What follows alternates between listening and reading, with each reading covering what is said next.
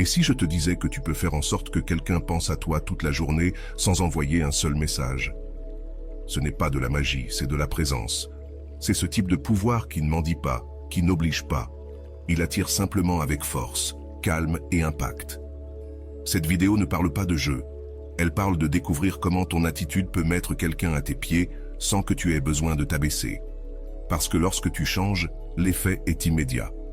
L'autre ressent ça.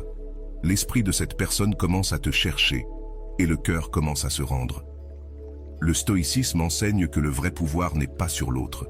Il est en toi. Et lorsque tu deviens émotionnellement inébranlable, personne ne reste indemne.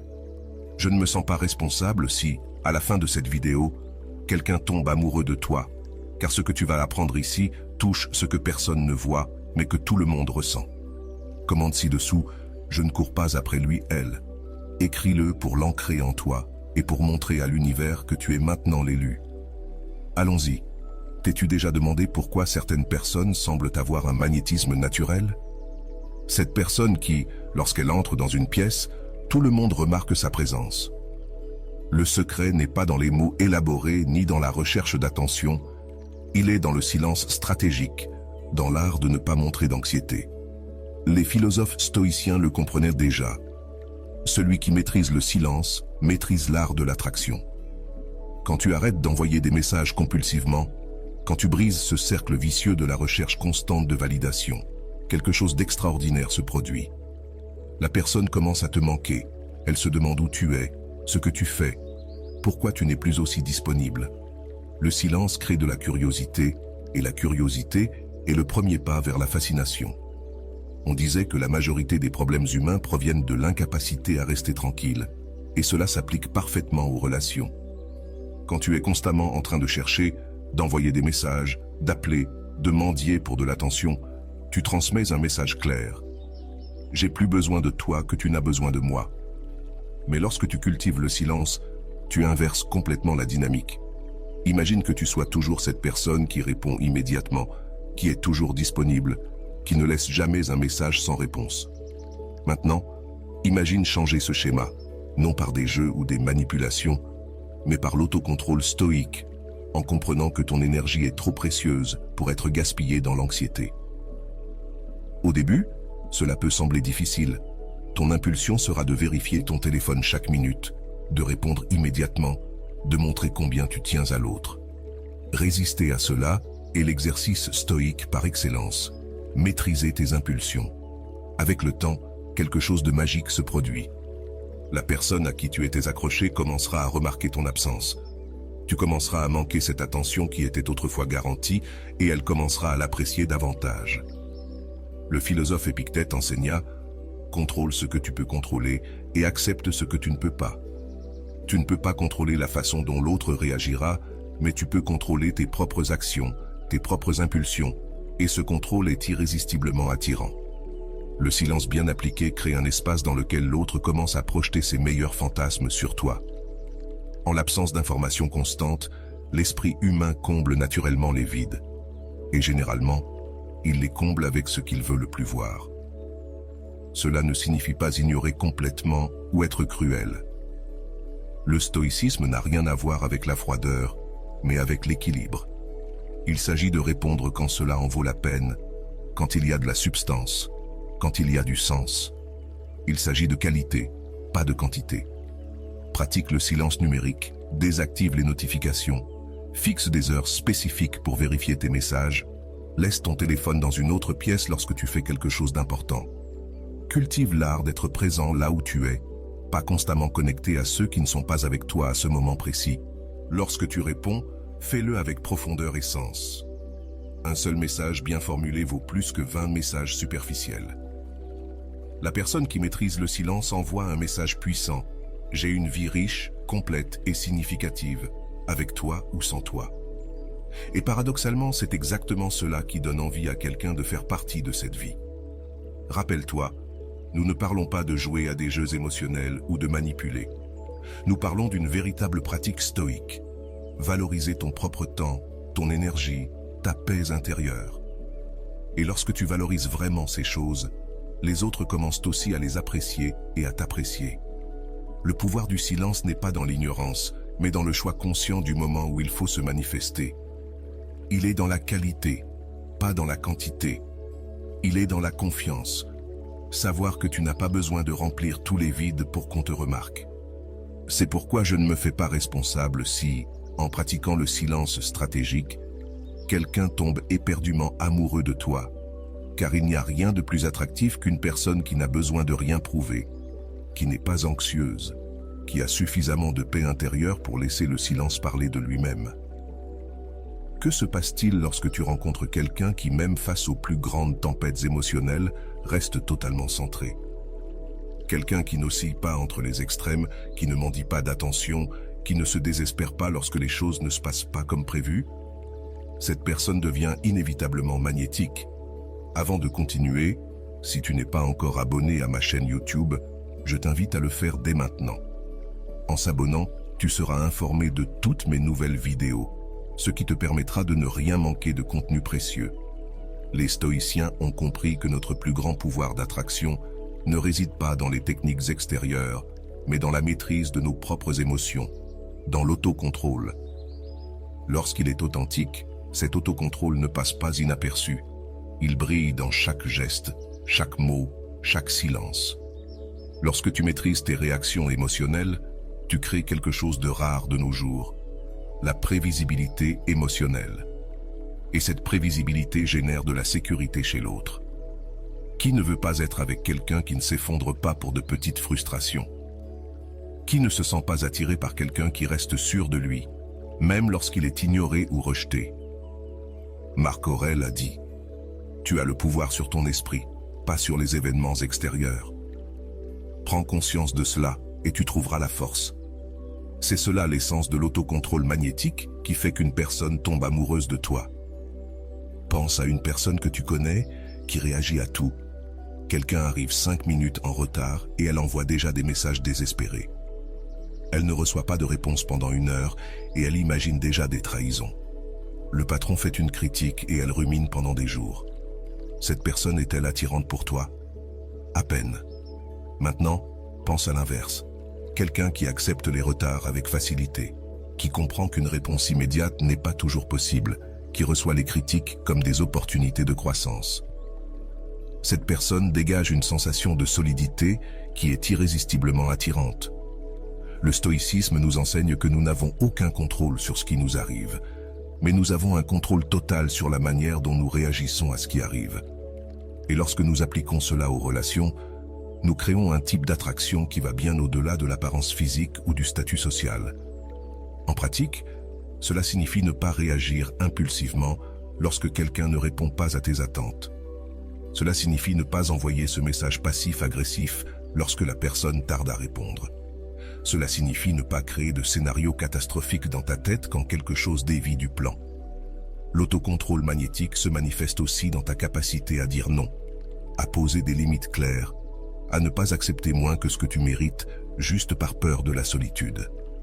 Les gens respectent ceux qui ont des limites claires. Ils respectent ceux qui valorisent leur propre compagnie suffisamment pour ne pas accepter de miettes d'attention. Épictète enseigne que ce ne sont pas les choses qui nous perturbent, mais les opinions que nous avons à leur sujet. Lorsque tu cesses de te sentir perturbé par l'absence de réponse, par le retrait temporaire, par le comportement de l'autre que tu ne peux pas contrôler, tu dégages une confiance inébranlable. Être magnétiquement attirant ne signifie pas réprimer ses émotions ou faire semblant de ne rien ressentir. Le stoïcisme ne consiste pas à feindre, mais à choisir consciemment ses réactions. Il s'agit de traiter ses émotions de manière saine, sans leur permettre de contrôler son comportement. Lorsque tu ressens de la jalousie, par exemple, reconnais ce sentiment, observe-le et comprends d'où il vient. Mais ne réagis pas en conséquence, ne fais pas de scène, ne deviens pas contrôlant. Observe simplement, respire et choisis une réaction alignée avec tes valeurs les plus profondes. L'autocontrôle magnétique est puissant, car il est rare dans un monde où les gens sont de plus en plus réactifs. Quelqu'un qui garde son calme se distingue comme un phare de stabilité et nous nous sentons tous, consciemment ou inconsciemment, attirés par ce qui nous apporte une stabilité émotionnelle. Pratique de petits exercices d'autocontrôle chaque jour. Lorsque tu as envie de vérifier si quelqu'un a vu ton message, résiste. Lorsque tu veux envoyer un autre message parce que le premier n'a pas été répondu, résiste. Lorsque tu ressens le besoin de faire une scène de jalousie, résiste. Avec le temps, tu te rendras compte que cet autocontrôle te rend non seulement plus attrayant pour les autres, mais qu'il t'apporte également une paix intérieure inestimable. Parce qu'au fond, l'attraction que tu exerces sur les autres n'est qu'un reflet de la relation que tu entretiens avec toi-même. C'est pourquoi je n'assume pas la responsabilité si quelqu'un tombe amoureux de toi lorsque tu commences à pratiquer cet autocontrôle magnétique. Parce que lorsque tu maîtrises tes propres émotions, tu deviens inévitablement la personne la plus intéressante, la plus sûre et la plus attirante dans n'importe quel environnement. Que se passe-t-il lorsque tu cesses de poursuivre quelqu'un et que tu commences à investir en toi-même? Lorsque tu cesses d'orbiter autour d'une autre personne et que tu commences à construire ton propre univers, quelque chose de mystérieux et de puissant se manifeste. Le détachement stratégique est peut-être la technique stoïque la plus puissante pour transformer complètement la dynamique d'une relation. Il ne s'agit pas de faire semblant de ne pas t'en soucier. Il s'agit de comprendre sincèrement que ton bonheur ne dépend pas d'une personne spécifique. Les stoïciens ont compris en profondeur que s'attacher excessivement à quelque chose ou à quelqu'un crée une souffrance inutile. Sénèque a averti « Tu souffriras moins si tu n'attends pas trop ».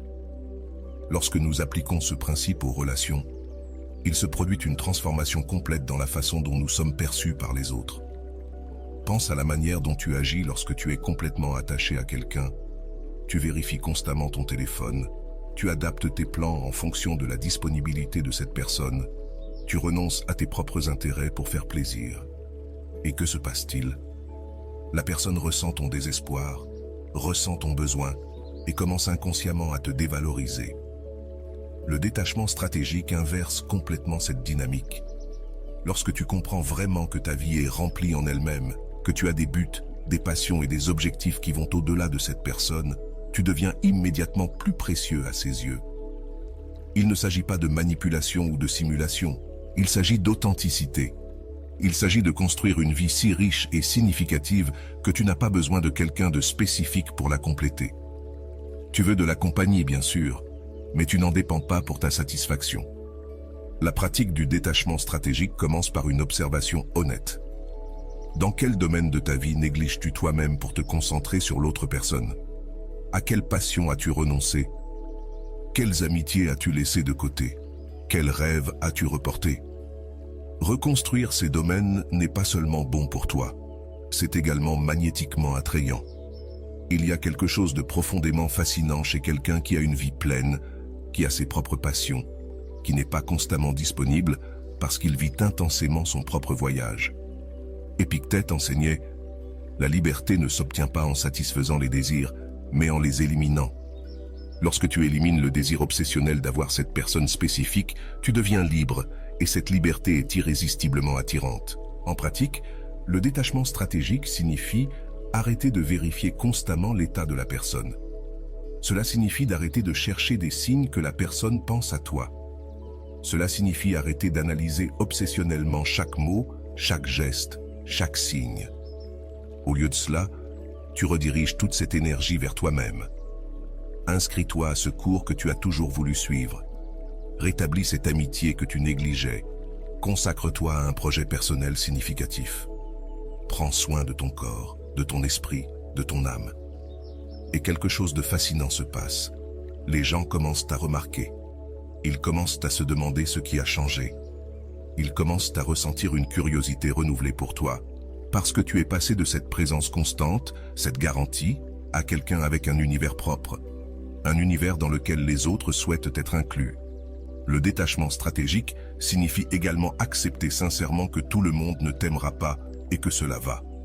Les stoïciens ont compris que nous ne pouvons pas contrôler les opinions ou les sentiments des autres, seulement nos propres actions et réactions. Lorsque tu acceptes cela profondément, tu cesses de t'efforcer de t'adapter aux attentes des autres. Tu cesses de chercher à être parfait pour plaire. Tu commences à être authentique avec tes forces et tes faiblesses, et cette authenticité silencieuse devient comme un aimant pour les personnes qui te conviennent vraiment. Marc Aurèle disait « Beaucoup de ce qui te préoccupe est entièrement dans ton imagination. Combien d'heures as-tu passé à imaginer des scénarios, à interpréter des signes, à créer des histoires dans ta tête sur ce que l'autre personne pense ou ressent? Le détachement stratégique te libère de cette prison mentale. C'est pourquoi je n'assume pas la responsabilité si quelqu'un tombe amoureux de toi lorsque tu commences à pratiquer le détachement stratégique. Parce que lorsque tu arrêtes vraiment de dépendre de l'approbation ou de la présence de quelqu'un de spécifique, lorsque tu construis une vie pleine par toi-même, tu deviens magnétique, irrésistible, non par stratégie ou manipulation, mais par authenticité et plénitude. As-tu déjà remarqué comment certaines personnes remplissent l'espace simplement en étant là? Elles n'ont pas besoin d'attirer l'attention, elles n'ont pas besoin de parler fort, elles n'ont rien à prouver à personne. Elles sont simplement là, totalement présentes, et cela suffit à magnétiser tous ceux qui sont autour d'elles. C'est l'essence de la présence non recherchée, l'un des principes les plus puissants du stoïcisme appliqué aux relations. La plupart des gens vivent dans un état d'absence constant. Ils sont physiquement présents, mais mentalement ailleurs. Ils te parlent, mais vérifient leur téléphone toutes les minutes. Ils sont avec toi, mais pensent déjà à ce qu'ils publieront plus tard. Cette fragmentation de l'attention est perçue par les autres comme un manque de valeur, comme si tu n'étais pas assez important pour mériter une attention totale. Le stoïcisme enseigne que le seul moment qui existe vraiment est le présent. Le passé est révolu, le futur n'est pas encore là. Marc Aurèle disait « Concentre-toi sur ce qui est devant toi, pas sur ce qui est derrière. » Lorsque tu appliques ce principe à tes relations, quelque chose d'extraordinaire se produit. La pleine présence, sans anxiété pour l'avenir de la relation, sans ressasser les erreurs du passé, crée une aura de sécurité qui est irrésistiblement attirante. Lorsque tu es totalement présent avec quelqu'un, en l'écoutant, tu réponds profondément, sincèrement, en observant attentivement. Tu communiques sans mots. En ce moment, tu es ce qui m'importe. Et c'est étrange. C'est tellement étrange que cela devient précieux. Compare cela avec l'expérience commune. Quelqu'un qui est physiquement avec toi, mais émotionnellement absent. Quelqu'un qui semble toujours chercher quelque chose de mieux, quelqu'un d'autre de plus intéressant. Une validation extérieure. Cette énergie de recherche constante est repoussante, car elle transmet de l'insécurité et de l'insatisfaction. Si vous êtes arrivé jusque-là, écrivez en commentaire « Je mérite d'être aimé tel que je suis ». La présence sans recherche est l'opposé de cela. C'est être à l'aise avec soi-même, tellement présent dans le moment que tu n'as pas besoin de chercher constamment une validation ou une approbation extérieure. Tu es simplement là, complet, sans anxiété quant aux résultats, sans besoin de contrôler ce qui viendra après. Épictète a enseigné « Sois satisfait d'être qui tu es et continue d'être cela ». Quand tu acceptes complètement qui tu es, sans essayer de paraître plus intelligent, plus riche, plus intéressant ou plus beau que tu ne l'es vraiment, tu émets une authenticité qui est magnétiquement attirante. Dans la pratique, cela signifie être complètement présent lorsque tu es avec quelqu'un. Laisse ton téléphone portable de côté. Maintiens le contact visuel. Écoute non seulement pour répondre, mais pour comprendre. Pose des questions sincères. Montre un intérêt réel. Cela signifie aussi ne pas chercher à contrôler le cours de la relation, ne pas planifier excessivement le prochain rendez-vous alors que tu es encore dans l'actuel. Ne pas analyser chaque mot ou geste à la recherche de signes, mais simplement être là, dans le moment, permettant aux choses de couler naturellement. La présence sans recherche s'étend au-delà des rencontres physiques. Par exemple, en envoyant des messages textes, cela signifie répondre avec calme et intention, et non avec anxiété ou précipitation. Cela signifie ne pas être obsédé par la réponse, ne pas vérifier si la personne a vu ton message, ne pas imaginer des stratégies pour attirer son attention. Les stoïciens ont compris que l'anxiété vient de vouloir contrôler ce qui est incontrôlable. Tu ne peux pas contrôler comment l'autre personne répondra, si elle t'aimera, si elle voudra une relation. Tu ne peux contrôler que ta propre présence, ton authenticité, ta paix intérieure. Et paradoxalement, quand tu cesses de chercher à contrôler le résultat, quand tu cesses de chercher désespérément l'approbation, tu deviens infiniment plus attirant. Les gens ressentent qu'ils peuvent se détendre à tes côtés, qu'ils n'ont pas besoin de jouer un rôle ou de feindre. Ils sentent qu'ils peuvent simplement être. Sénèque disait « La plus grande richesse est de vivre content avec peu ».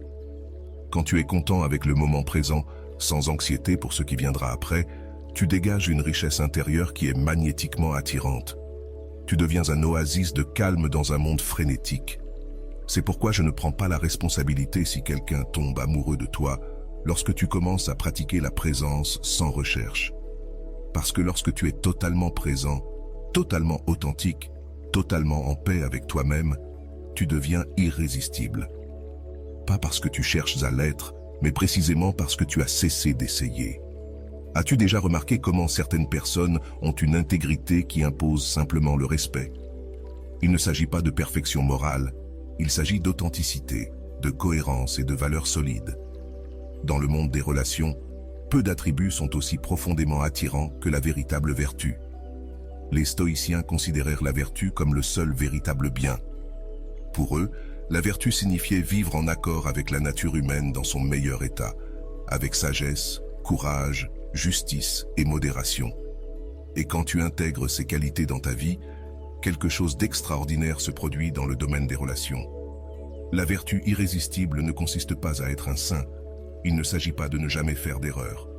Il s'agit d'avoir des valeurs claires et de vivre en accord avec elles, même lorsque personne ne te regarde.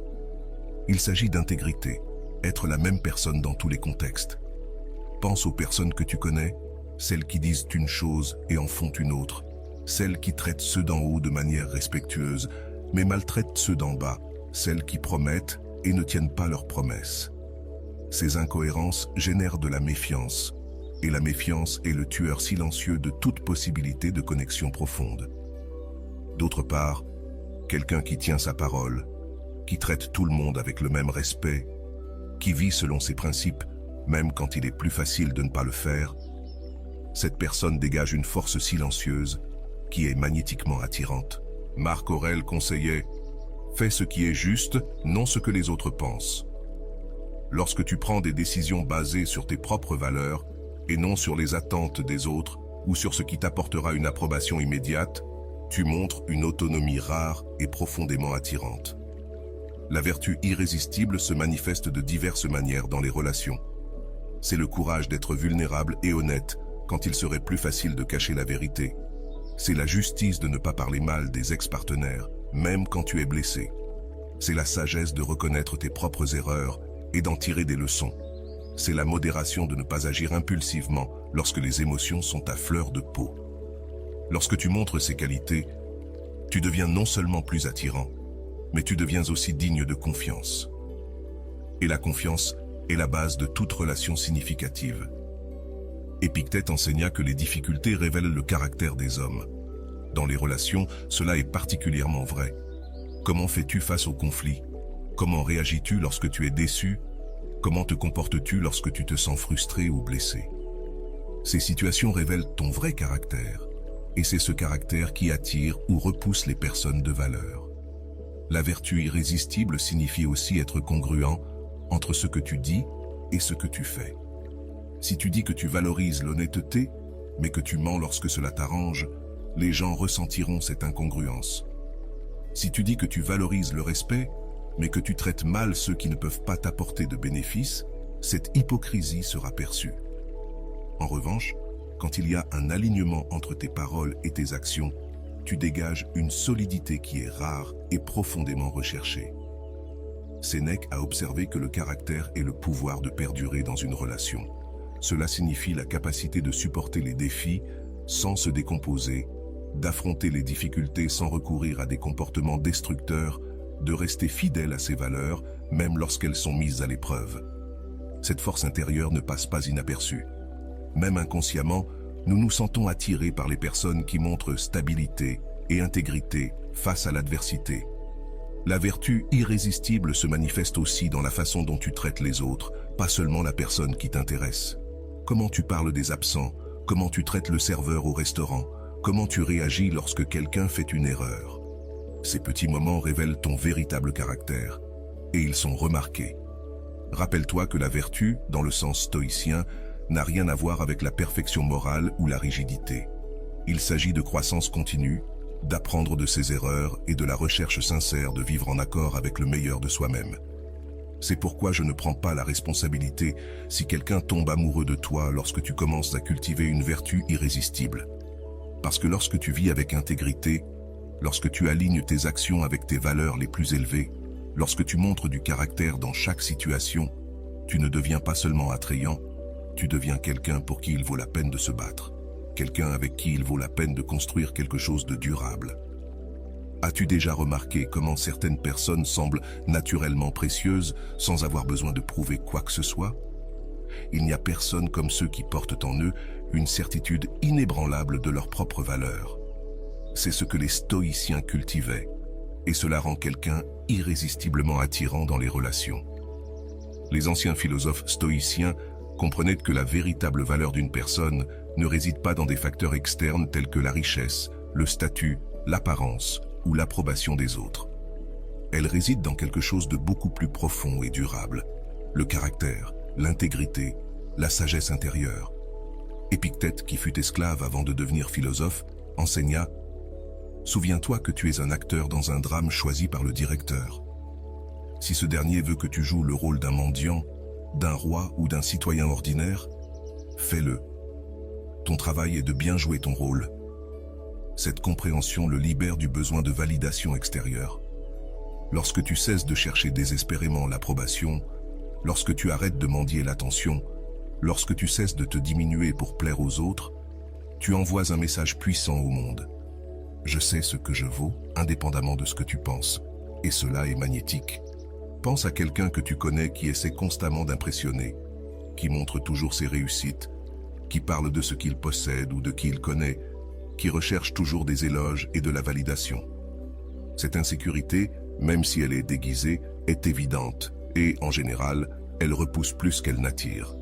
Maintenant, pense à l'opposé, à quelqu'un qui se sent à l'aise dans sa propre peau, qui n'a pas besoin d'être le centre d'attention, qui peut sincèrement complimenter les autres sans se sentir menacé, qui a la confiance tranquille de quelqu'un qui connaît sa valeur intrinsèque.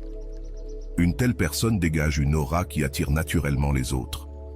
Marc Aurèle, bien qu'il fût l'empereur de Rome, l'homme le plus puissant du monde à cette époque, s'écrivait des rappels sur l'importance de la véritable humilité, non basée sur l'abaissement de soi, mais sur la reconnaissance honnête de ses qualités et de ses limites.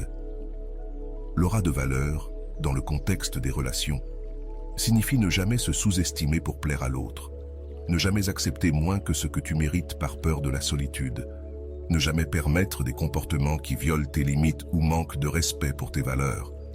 Cela signifie aussi ne jamais devoir rabaisser une autre personne pour se sentir précieux.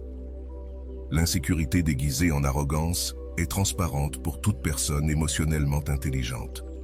La véritable confiance te permet de reconnaître la valeur des autres sans te sentir diminué par cela. Le stoïcisme nous enseigne que notre valeur en tant qu'êtres humains est intrinsèque. Elle ne dépend pas de ce que nous gagnons, de notre apparence physique, de notre statut social ou de la manière dont nous sommes désirés romantiquement.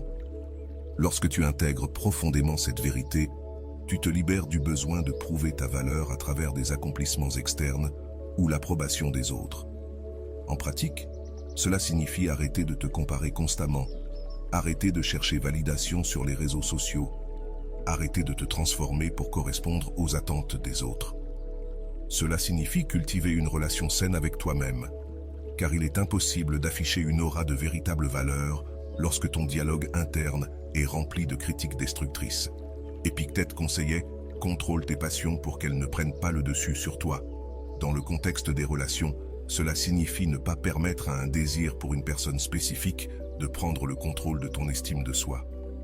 Lorsque tu es prêt à sacrifier ta dignité, tes valeurs ou ton bien-être par peur de perdre quelqu'un, tu envoies un message à l'univers et à la personne « Je ne me valorise pas assez ». Et paradoxalement, plus tu te valorises, plus tu deviens précieux aux yeux des autres. Les gens respectent instinctivement ceux qui se respectent eux-mêmes. L'aura de valeur se manifeste également dans la manière dont tu gères le rejet ou le manque d'intérêt. Quelqu'un qui sait ce qu'il vaut ne mendie pas une opportunité, ne poursuit pas ceux qui ne montrent pas d'intérêt réciproque, ne s'accroche pas désespérément à des relations qui sont déjà terminées. Au lieu de cela, il accepte dignement que tout le monde ne le valorisera pas et sait que cela ne diminue en rien sa valeur intrinsèque. C'est pourquoi je ne prends pas la responsabilité si quelqu'un tombe amoureux de toi. Lorsque tu commences à cultiver cette aura de valeur véritable, car quand tu connais réellement et honores ta propre valeur, sans arrogance mais aussi sans fausse modestie, tu deviens non seulement attirant, mais magnétiquement irrésistible. Il existe une force presque mystique dans le fait de ne pas avoir besoin que les choses se passent exactement comme tu le souhaites. Les stoïciens appelèrent cela l'indifférence envers les indifférents, la capacité à rester imperturbable face à des circonstances qui échappent à notre contrôle. Dans les relations, cette qualité crée un type spécifique de magnétisme auquel peu peuvent résister. La puissante indifférence ne consiste pas à ne pas se soucier, au contraire, cela consiste à se soucier profondément de ce qui est réellement sous ton contrôle, tes valeurs, tes actions, ton caractère, et à accepter sereinement ce qui ne l'est pas, les actions des autres, leurs sentiments à ton égard, le résultat d'une relation. Épictète disait « Les hommes ne sont pas perturbés par les choses, mais par la vision qu'ils en ont. » Lorsque tu cesses d'être perturbé par la possibilité de perdre quelqu'un, par la peur du rejet ou par l'anxiété de ne pas être suffisant, tu deviens inexplicablement attirant. Pense aux personnes que tu connais qui se déstabilisent complètement quand une relation ne se développe pas comme elles espéraient. Elles mendient, poursuivent, envoient des messages désespérés, tentent de manipuler, font des promesses exagérées. Ce comportement provient de la peur, de la dépendance, du besoin, et rarement il ramène l'intérêt perdu. La puissante indifférence se manifeste de manière complètement opposée. Si la personne ne répond pas à ton message, tu poursuis ta journée comme d'habitude. Si elle annule un rendez-vous, tu trouves quelque chose d'agréable à faire. Si la relation se termine, tu ressens la douleur, mais tu ne laisses pas cela définir ton identité ou ta valeur. Cette attitude communique quelque chose de profond. J'aimerais t'avoir dans ma vie, mais mon bonheur n'en dépend pas. Et paradoxalement, c'est précisément cette indépendance émotionnelle qui rend quelqu'un irrésistiblement attrayant. Marc Aurèle réfléchissait « Le plaisir le plus noble est la joie de comprendre que tu n'as pas besoin de plaisir spécifique. » Dans le contexte des relations, cela signifie comprendre que tu n'as pas besoin de cette personne spécifique pour être heureux. Tu la veux dans ta vie, mais ton bonheur et ta satisfaction n'en dépendent pas. Lorsque tu intègres profondément cette vérité, quelque chose de magique se produit. L'anxiété diminue, le désespoir disparaît, l'énergie de la nécessité se dissipe et à sa place émerge une aura de pouvoir silencieux qui est magnifiquement attractive. La puissante indifférence se manifeste également dans la capacité à dire non sans peur, à établir des limites sans anxiété, à s'éloigner de situations qui ne te servent pas sans sentir que tu te perds quelque chose d'irréparable. Séka enseigna que celui qui craint la mort ne fera jamais rien digne d'un homme vivant. De la même manière, ceux qui craignent la solitude ne construiront jamais de relations véritablement dignes. La peur nous fait accepter moins que ce que nous méritons, tolérer des comportements inacceptables, compromettre nos principes. Les valeurs les plus profondes, une puissante indifférence, nous libère de la peur. Elle nous permet de chercher des connexions significatives sans l'énergie de la désespérance qui éloigne les gens de la valeur. Elle nous permet d'évaluer les partenaires potentiels avec clarté sans la brume du besoin. En pratique, cultiver une puissante indifférence signifie développer une vie si riche et significative qu'aucune personne spécifique ne soit indispensable à notre bonheur. Cela signifie cultiver des amitiés profondes, des intérêts passionnés, des buts significatifs et une croissance personnelle continue. Cela signifie aussi pratiquer l'acceptation de ce qui échappe à notre contrôle. On ne peut pas forcer quelqu'un à tomber amoureux de soi, on ne peut pas contrôler les sentiments des autres. On ne peut pas forcer une relation à fonctionner si une seule des parties investit. Accepter calmement ces vérités est libérateur et paradoxalement augmente nos chances de trouver un véritable amour. Comme l'a dit Épictète, un homme sage ne s'attache pas à ce qui peut lui être enlevé. Lorsque tu cesses de t'accrocher désespérément à des résultats spécifiques, comme conquérir cette personne spéciale ou faire en sorte qu'une relation fonctionne à tout prix, tu te libères. Et cette liberté intérieure est perçue par les autres comme une force magnétique. C'est pourquoi je ne prends pas la responsabilité si quelqu'un tombe amoureux de toi lorsque tu commences à cultiver une puissante indifférence. car c'est précisément lorsque tu n'as plus besoin que quelqu'un tombe amoureux de toi pour te sentir complet, que les gens ressentent le plus le désir de faire partie de ta vie. Il existe une rare qualité qui transcende toutes les techniques artificielles de séduction, tous les jeux émotionnels, toutes les stratégies superficielles pour attirer quelqu'un. C'est une force qui vient de l'intérieur, un magnétisme naturel qui résulte de l'application des principes stoïciens dans leur totalité. L'attraction stoïque n'est pas une technique isolée, c'est la manifestation naturelle d'une vie vécue en harmonie avec la nature, la raison et la vertu. C'est le résultat final d'avoir cultivé le pouvoir du silence, de l'autocontrôle magnétique, du détachement stratégique, de la présence sans recherche, de la vertu irrésistible, de l'aura de valeur et de la puissante indifférence. Lorsque tu intègres tous ces éléments dans ta vie, tu n'as pas besoin d'essayer d'être attrayant, tu l'es tout simplement. Tu n'as pas besoin d'apprendre des slogans ou des techniques artificielles. Tu n'as pas besoin de te réinventer, ni de prétendre être quelqu'un que tu n'es pas. Ton essence même, raffinée par les pratiques stoïques, devient naturellement magnétique. Marc Aurèle écrivait dans ses méditations « La beauté d'un être humain réside dans la perfection de son caractère ». Les stoïciens comprenaient que la véritable attraction ne réside pas dans l'apparence physique ou dans des facteurs externes, mais dans l'excellence du caractère, dans la sagesse, la justice, le courage et la modération. En pratique, l'attraction stoïque se manifeste dans la congruence totale entre ce que tu penses, ce que tu dis et ce que tu fais. Il n'y a pas de conflit intérieur, il n'y a pas de dissonance. Tu te présentes au monde exactement comme tu es, sans masque, sans performance, sans jeu. Et cette calme authenticité est profondément attractive, car elle est extrêmement rare dans un monde où la plupart des gens essaient constamment d'impressionner, cherchent validation, cachent leurs insécurités et essaient de paraître être ce qu'ils ne sont pas. Quelqu'un qui est authentique et intégré se distingue comme un phare. L'attraction stoïque se manifeste aussi dans la manière dont tu traites les autres. Lorsque tu n'es plus consumé par les insécurités, le besoin de validation ou la peur du rejet, tu es capable de prêter une attention véritable, d'écouter profondément, d'apprécier les autres pour ce qu'ils sont et non pour ce qu'ils peuvent t'offrir. Cette capacité à voir au-delà des apparences, à te connecter avec l'humanité essentielle de chaque personne, crée une sorte de magnétisme qui va bien au-delà de l'attraction physique ou de la compatibilité superficielle. Elle crée la possibilité de connexions profondes et significatives. Épictète enseignait que le véritable bonheur réside dans le fait de profiter du présent, sans dépendre anxieusement de l'avenir. L'attraction stoïque incarne ce principe en créant des relations basées sur l'appréciation authentique du moment présent, sans l'anxiété constante de savoir où va la relation, si elle durera, si elle répondra à toutes ses attentes. Cette liberté de l'anxiété face à l'avenir imprègne toutes tes interactions et crée un champ de tranquillité autour de toi, qui est magnétiquement attrayant pour quiconque est fatigué du drame, de l'instabilité et de l'insécurité qui caractérisent tant de relations modernes. L'attraction stoïque signifie aussi accepter la fugacité inhérente à tout dans la vie, y compris les relations. Les stoïciens comprenaient profondément que tout est en constant changement, que rien ne dure éternellement, que la vie est impermanente. Lorsque tu embrasses cette vérité, tu te libères de l'attachement désespéré, de la peur étouffante de la perte, de la nécessité de contrôler. Et paradoxalement, cette acceptation de l'impermanence ne diminue pas l'intensité avec laquelle tu aimes, mais l'augmente. Lorsque tu sais que rien ne dure éternellement, tu apprécies chaque moment, chaque interaction, chaque connexion plus profondément. Il n'y a pas de place pour prendre l'autre pour acquis. Comme nous le rappelait Sénèque, ce n'est pas que nous manquons de temps, mais nous perdons beaucoup.